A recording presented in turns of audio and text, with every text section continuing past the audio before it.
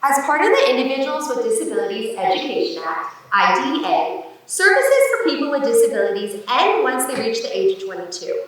Planning for adulthood can be difficult, and individuals with disabilities and their families must determine new goals. While some young adults may work toward employment or continued education, others, especially those that use augmentative and alternative communication, or AAC, are faced with continued barriers and are dissatisfied with the services available.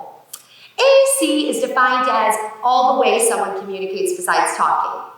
AAC incorporates simple things like gestures and printed pictures, all the way up to computers that allow you to select spoken messages with your eyes. Research on supporting language and literacy development for young adults using AAC is limited, possibly due to the myth that by this age, individuals can no longer learn new skills. So what would be the next steps for a young adult leaving school with unmet communication needs?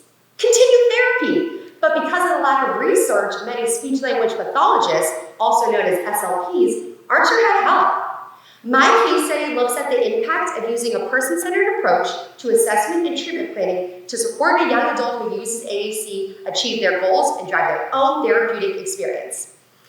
A person-centered approach requires SLPs to do three things. 1, understand the person's individual background and experiences. 2, develop a partnership for them and their support providers.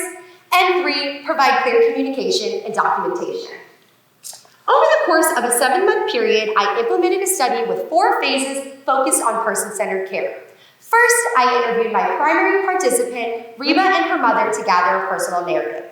Reba explained she would like to make more friends her age and eventually get a job, and her mother would like Reba to learn to read and stuff. Next, Reba completed a round of assessments. I adapted the assessments to allow Reba to use her AAC device to communicate. For example, on a standardized measure with 4 choices, I added numbers to the choices so Reba could use her AAC device to respond rather than pointing. After completing a various amount of assessments, Reba, her mother, and I sat down, discussed the results, and established goals. Together, we decided to focus on enhancing her literacy skills and increase her self-confidence when speaking to other people for self-advocacy.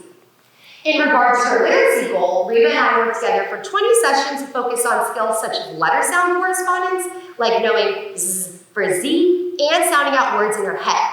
For self-advocacy, I created a perception skill for Reba to use to rate herself when speaking to unfamiliar people.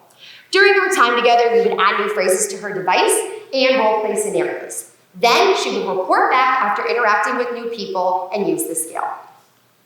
Reba demonstrated growth in her literacy skills, but will have to continue working as our time together wasn't long enough to develop functional literacy. Despite this, Reba shared she has been able to practice reading signs during outings in town. In addition, after introducing Reba to an online chat for people who use AAC, she has been able to increase her self-confidence and participation speaking to others, which her mom shared she had felt shy to do so before. Ending the study, Reba is leading with the resources and strategies to continue to enhance these skills. So, what should SLPs do for a young adult transitioning out of education services? Consider working with them. My case illustrates that using a person-centered approach helps AAC users and their families feel heard and supports them to achieve their goals. Thank you.